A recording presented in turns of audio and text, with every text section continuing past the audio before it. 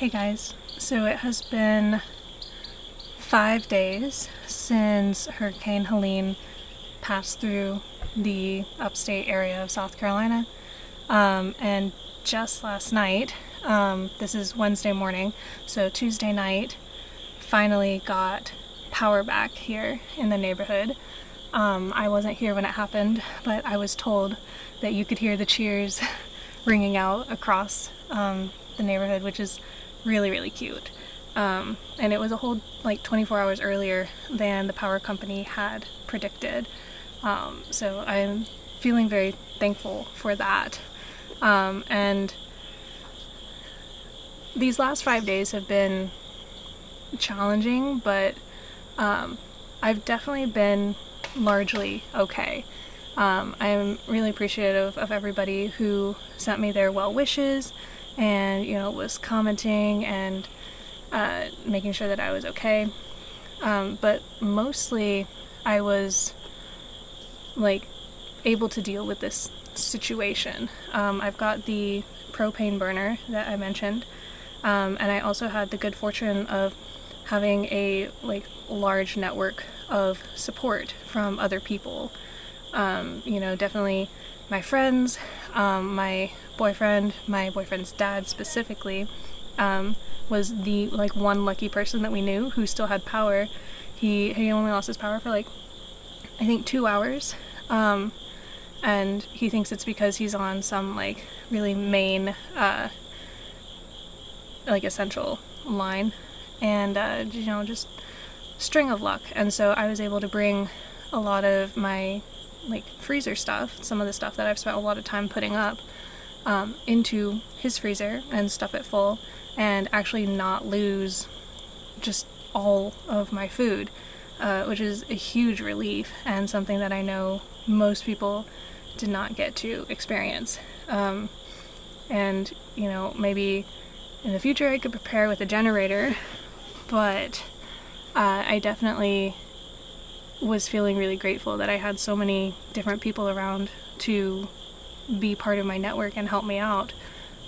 Even with, only one person having power, everybody came together pretty much every evening and made dinner at the house that had power. And, we chatted, caught up, spent some of the darker hours with power and actually, just building that community. And I can't tell you how much of a difference that makes. I think having to sit alone in my house in the dark would have driven me crazy. Even if I've got little candles everywhere, even if I've got a book, 1 or 2 days of that max before you start getting really depressed. And so I think between having a way to cook food, having a community around that was able to come together and support me, not just in physical ways, but also emotionally, made a big difference for how extreme this whole event felt. And I know a lot of people are still dealing with a lot worse. We are by no means all power back here in the upstate, and certainly not in North Carolina. By now you have probably seen all of the flooding that happened in Asheville, and just how serious and catastrophic that was. The rivers running through their town rose higher than they've ever seen them in recorded history. And it's just, it's insane. You can't prepare for something like that. And so anybody who's still feeling like helping out, I definitely recommend going and finding groups that are working in Asheville and sending your help in that direction, because those are definitely some of the people that need it most.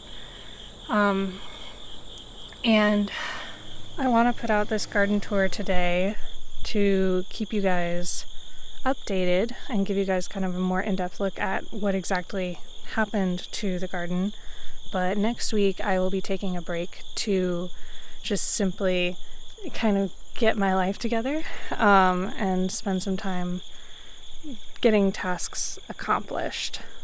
So I would say in some ways this is very contrasting, the garden is, because on the one hand we got lots of rain, so a lot of plants look green and happy for the first time, and then at the same time those plants were ripped apart by the very high winds that came through here.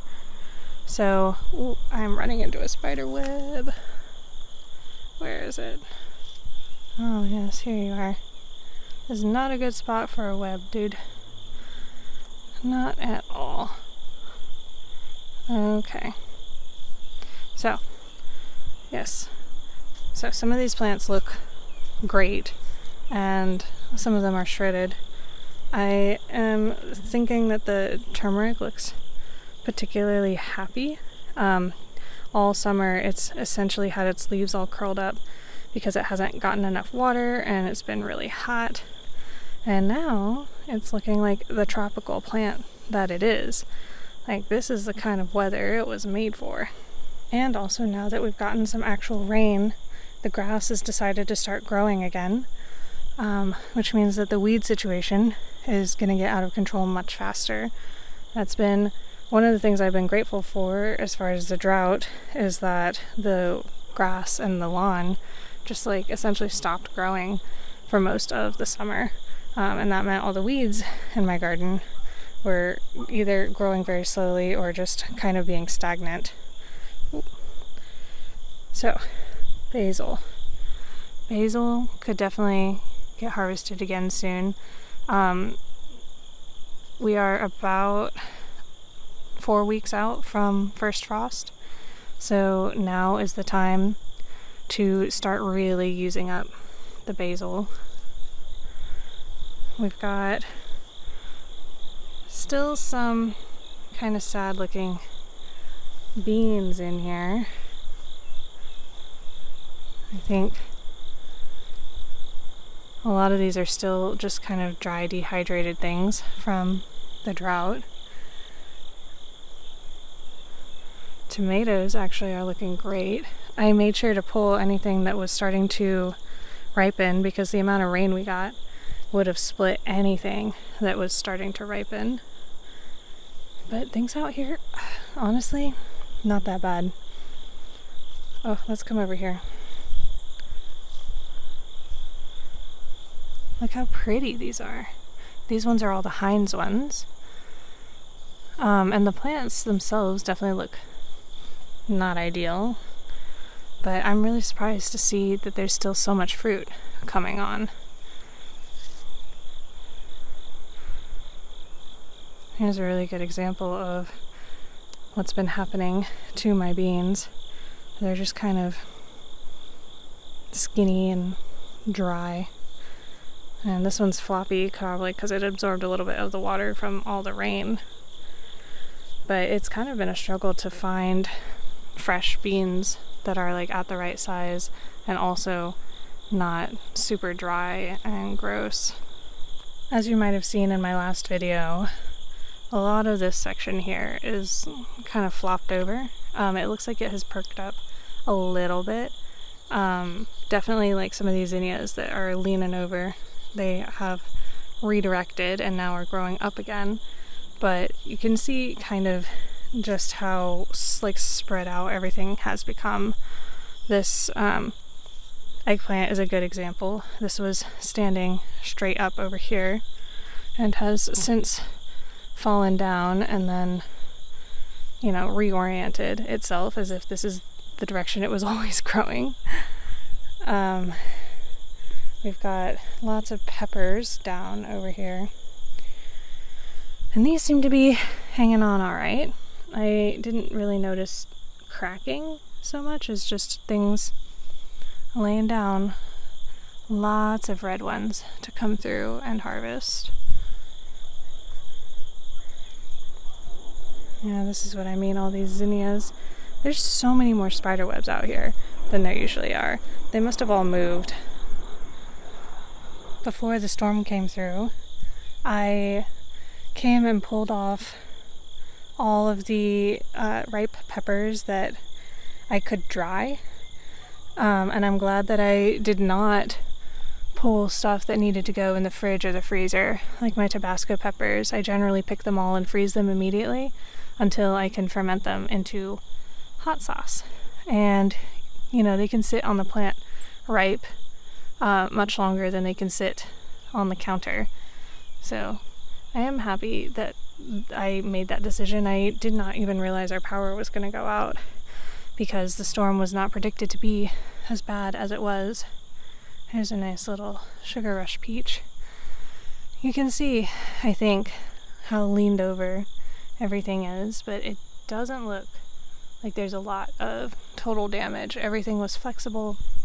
Everything is recovering, and I am shocked, but really happy to see that all of these being planted close together seems to have been a good thing. It really looks like, even though the zinnias are laying over, like their overall structure is still offering support to all these little peppers.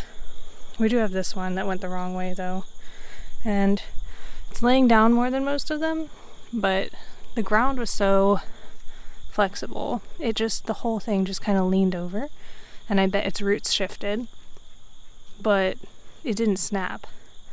This little area is one of the spots where I planted more lettuce seeds. I see a lot of sprouts here. I think the majority of them are weeds, but I do see those are lettuces there. I'm gonna let them put on their true leaves before I start yanking out weeds. Looks like a carrot. I don't know if I planted carrots in here. Maybe I did. I definitely threw a bunch of seeds into a empty salt shaker, and then I mixed them up and I shook them out onto the ground. So there's a lot of stuff going on in here. That's a little lettuce right there. I'll give this some time, and then I'll start thinning it out. I did the same thing over here in this area, except I didn't clear the ground and I did not baby it and water it the way I did this section. But with all of the rain that we just got, I bet a majority of those seeds got washed downhill. So I'll be really curious over the next little bit, and especially once I pull these peppers out, to see what is actually going on down in there. The other day, when I didn't have power, I decided now's a great time, especially with the ground being as wet as it is, to plant some new stuff. So I pulled out all the dead corn and I planted those larger transplants that I got from the store because all the other ones that I had got munched really quick. And so far, so good. They don't look like they're being munched very hard. It's been, I think, 2 days now. These ones over here are cabbages. These ones are Brussels sprouts. I even put one kind of in the middle of the peppers over there.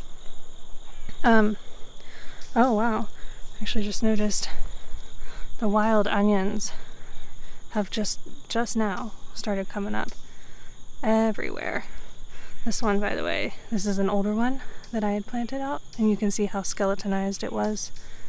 We're hoping that doesn't happen to these. But yeah, this area has always had a bunch of wild onion, and they're really, really hard to get rid of because they're so deep down in that clay.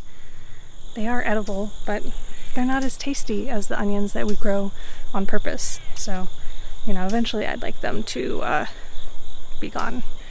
Before the storm, I had planted some peas along this trellis, and I was struggling to keep them damp enough to sprout. But let's see. Here's one that came up. What else do we have? That? Yeah, that's one right there.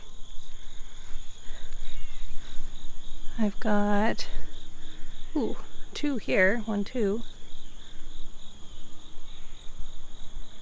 I got lucky with the timing on that, I suppose. This trellis over here has a few peas on it as well, some that sprouted the first time I tried, and then I planted more, and in between the weeds it's hard to see what else might have sprouted. We'll have to wait for it to poke its head up a little higher. So next time you see this garden, will be, middle of October or something. And I think things will start looking very different. I think anything that sprouts right now will start looking like an actual plant. And that's very exciting. Let's take a look at these blue butterfly peas here. I've been not pulling the flowers as much this year because I want a lot of seeds. And last year, I remember it took a really long time for these seed pods to actually mature. So I wanted to make sure that I had enough and they had enough time. And I'm still wondering if they'll have enough time because we only have 4 weeks left and I haven't seen any pods like actually mature the way I would expect.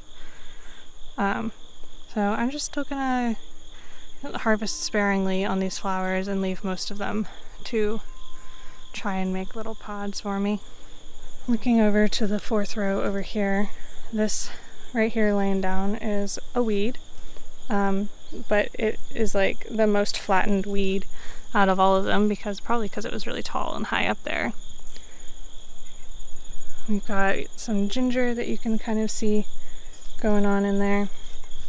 There are little tomatoes still coming up through here. I should come through and harvest those today. There's another one right there. And the 2 turmerics right here, those are looking great. 3 turmerics. Awesome. My lemon balm right there, if you can see, is starting to be visible amongst the weeds.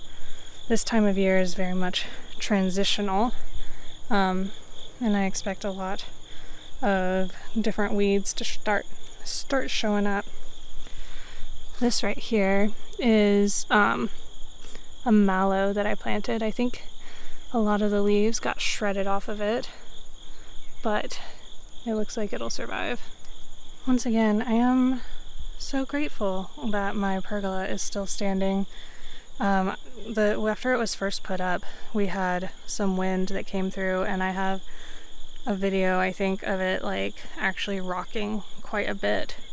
And these anchors that my dad so cleverly decided to put in, these are, I think, swing set or trampoline anchors. They've got the screw bit that goes into the ground and these straps that hold it down. We've got 4 corners of that, and it seems like it's just like really solidly in place right now. And over time, I'm hoping that things like the grapes and the kiwi grow up and thick woody vines around it, and that also helps to secure it in place. Wow, grape looks so happy. It's been struggling all summer, and I don't know if you guys can tell the difference in just like the color green of the leaves and just how much happier this plant looks than it did just a couple weeks ago. And this is also probably great for the kiwis. They're somewhat new transplants, starting to get established at this point. And, this really deep soaking of rain, I think, was exactly what they needed. The amount of rain that we got obviously would have been better to get over a longer period of time. But even still, a lot of it did end up in the ground, I think. I did see some signs of runoff, but that was only after we had already gotten 10 inches of rain. Because we had 10 inches of rain before the storm even hit, before the winds even hit. And so I am pretty happy with that. Somebody in my Discord group, which is accessible through my Patreon, was asking if an event like this helps the drought at all. And I said, well, that depends what you mean, what metric you're using to determine the drought.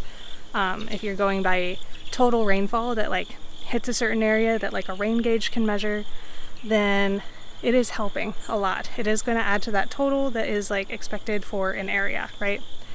But if you're looking at it from like my perspective as a gardener, obviously total rainfall matters some, but when it comes to an event like this, how much of it actually gets into the ground and stays saturating at deeper levels also makes a difference. So if we were to get a bunch of rain way too fast and have it all run off into the ditches and then into the rivers, then that's not staying in the ground. And if it's not penetrating very deeply, then that's not super helpful to all the plants in the area. And I would say this event is like somewhere in between. It definitely got a lot of total rain, and so that's going to make our total numbers look a lot better. And I do think a lot of it made it into the ground. I don't know how much of it made it in other areas, but I think this swale that I had definitely made a difference in catching water coming down my hill and allowing it time to soak into the ground as it's like seeping down underground and then underneath my garden. And I hope that that sets up the fall and winter garden for a lot of success. Check out my little carrot experiment here. I have not touched it at all. You can see lots of clumps of like very densely planted carrots in here. I am so curious to see how this turns out. Like, they're definitely growing. They're continuing to come up, and just, you know, push their way in between all the little things stopping them. This is so many, like, the number of carrot seedlings in here is so much more than I think you would traditionally put in a pot this size, by like a factor of 10 at least. But this is an experiment, and we're gonna go super hands-off and just see what happens.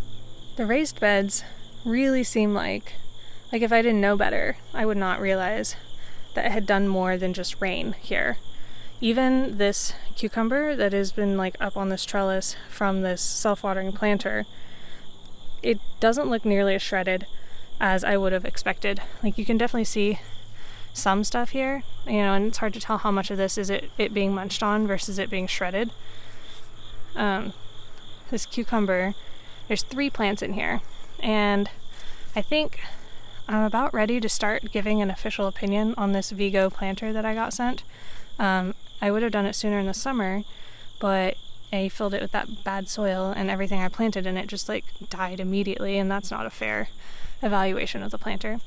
So, given that we, you know, had a bunch of drought and then got a bunch of rain all at once, this thing is holding up nicely. So it's got this little drain on the bottom. I have it at 30 degrees right now so that it keeps less water in the reservoir. But basically, once the water fills up above a certain height in the reservoir, it comes out this tube, and it keeps the whole thing from filling up with water and becoming a bucket, essentially. So I think that's a really clever little design, and I haven't had to water it, I haven't had to drain it, and the plant is looking as healthy as it can for something that just made it through a hurricane. I'm hoping that all this rain is also going to help revive some of my herbs. Definitely, these have been struggling through the summer, the heat and the dryness. But, I mean, look at this one. This one, I think, has almost immediately fluffed out with new growth. This is my feverfew right here. The Italian oregano is starting to look like it's coming back. And same with the thyme. You can see all the dead stuff, right? And then the new greener growth kind of coming up from here. And I think this is also coinciding with the shift in the season. So this is about the time that they would start feeling comfortable to start coming back anyway, because they're not dealing with that extreme heat anymore. But this infusion of rain is gonna set them up for a while. Part of what is in the design of these beds is I put like actual big logs on the bottom layer, and those take a really long time to decompose. But as they're decomposing, they are like giant sponges. They will soak up and hold on to a lot of water, and so getting this amount of rain will keep these beds essentially watered for much longer than if those logs were not in there. Calendula looking great. This area over here, this is where my, onion chives are. They do not look like they exist anymore, but we'll see if they come back from the base. I was told that they should by people who've grown them before. These are little onions that I must not have gotten out of here last year, so I'm excited to see those come back. I wasn't expecting to see any of that. And the carrots, like, whew, I feel like even just a couple days ago when I showed these to you guys, they were smaller. These are fluffing out insanely fast. There's one little pea in here that's struggling to keep up. This is great. I am so happy with this carrot section here. Yeah, and then we've got Greek oregano here. You can see all the seed stalks it put out that have died back and where it's coming back from its base. Most of the time it's like very low growing ground cover, and then when it wants to go to seed it gets big. Even my lemon thyme, which looks mostly dead, is starting to show signs of life again. My Jerusalem artichokes are like fully laid over now, but still hanging in there. This is actually a native plant in our area and is supposed to be incredibly hardy. So I'm looking forward to seeing what it does as it's coming back after this winter. This raised bed in particular, I noticed my asparagus putting up even more stalks after the rain. This one as well. They've been, let's see, these are, I think, second year now.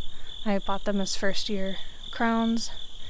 So next year, theoretically, if they've gotten established properly, I should start being able to harvest asparagus from them. And they say only start harvesting once the asparagus are about pencil sized. And this is getting really close. This is definitely looking very healthy. And you can see how much the soil levels dropped in here. I'm going to come through probably after the frost and things have died back to really layer on some new dirt in here. But man, that's exciting. Yarrow. You can see some of the newer leaves and the color difference there. This plant is happy. What else we got in here? Sweet alyssum. Not quite as happy. A little turmeric. Also, this one's been struggling all year, but it looks way happier than it did. I swear it does.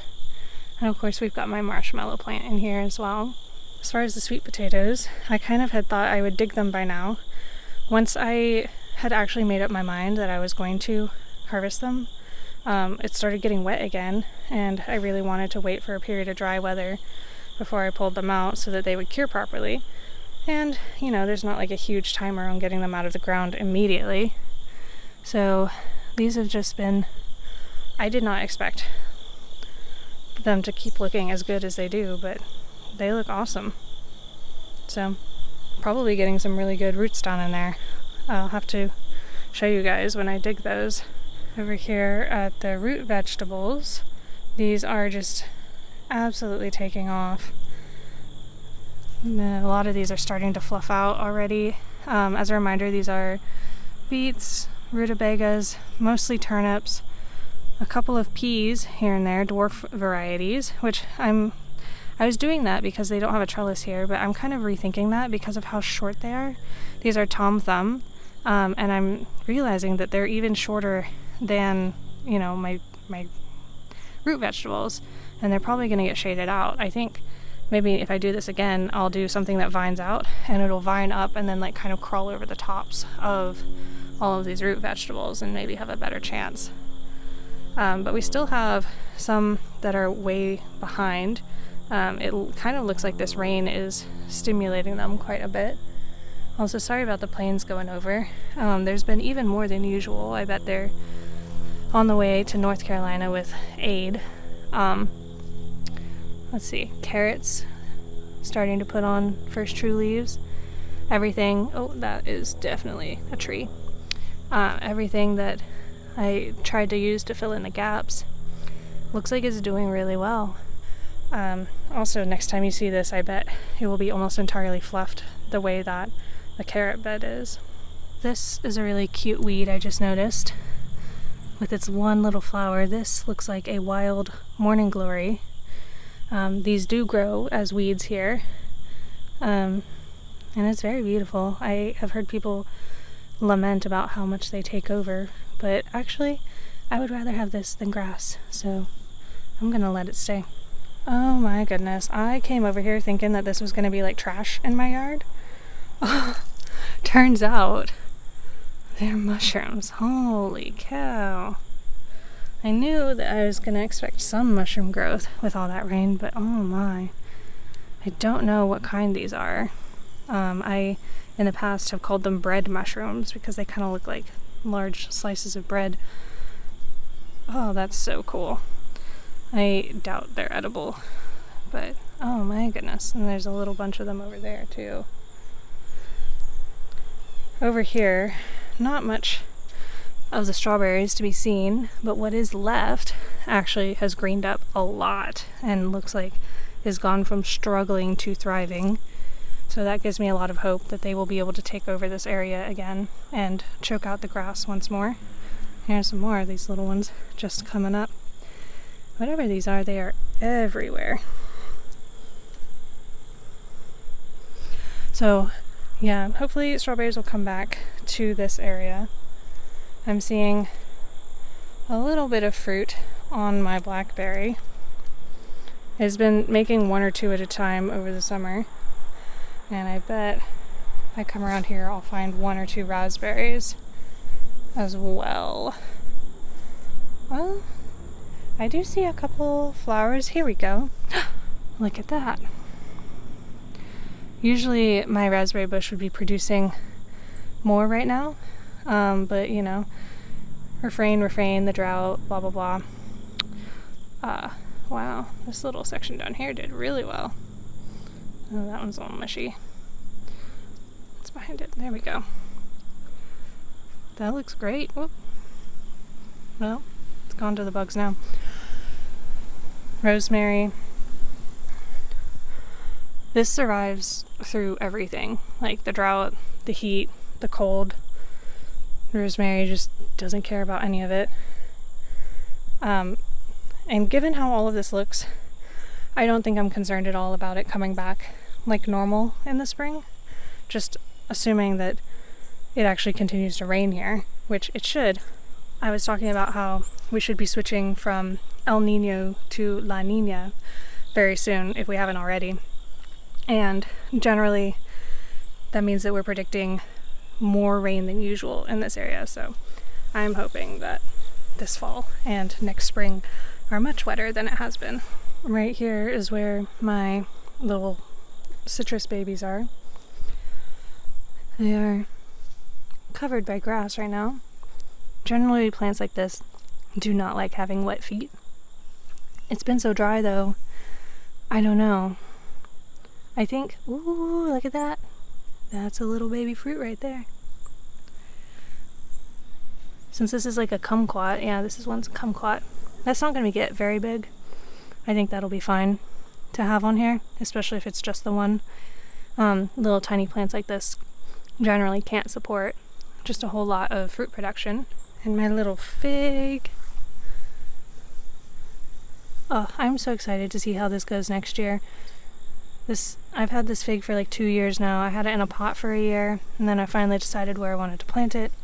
And then we got the drought, and I'm really glad that it survived. And I am hoping that now that it's got an established root system down there in the spring, it will come back more vigorously. And then let's check on our little limequat down here. Ooh, I keep forgetting these are spiky. Could look happier, definitely, but I'm not currently concerned about it. Those of you who saw my last video know how excited I am that this other fig actually still has its one leaf. That is exciting. And same as the other ones, I'm hoping that now that this seems to have an established root system, that next year we see quite a bit more growth on this. And if we look at my elderberry that I thought was dead, it is making a massive comeback here. Oh. All of this right here is elderberry growth. So I might not even have to replant next spring with another cutting. I would much rather have this one established one. And even if it is a little stunted, like as far as I've seen from you know, the friend of mine who I got this cutting from, it will go crazy anyway. So that's exciting. So one of the advantages of the storm, one of the silver linings, is that a lot of trees got downed, and a lot of them were not rotting. The reason a lot of trees got downed is because the ground got saturated, and then the high winds like literally tipped them out of their roots.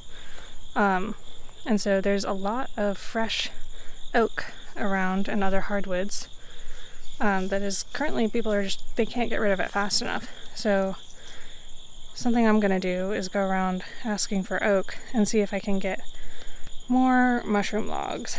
I already told you I think these ones have a possibility of having been already slightly rotting when I got them, and the shiitake I put in there not being able to compete out what was already in here. But I mean, if there's lots of free logs to be had, might as well try. I was kind of hoping that after all this rain, these might actually finally fruit if they were going to.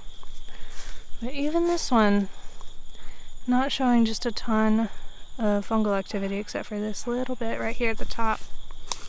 And then the ones in the swale, which almost, like, definitely got fully soaked. These are lion's mane logs. I do not see any obvious fruits on them either. Alright guys, so like I said, I'm going to spend the next week or two getting my life in order. You know, being without power means there's a lot of stuff I couldn't do, and now that I have power, there's a lot of stuff that has to be done that is extra, such as cleaning out the fridge and the freezers of all the spoiled food that I was not able to save.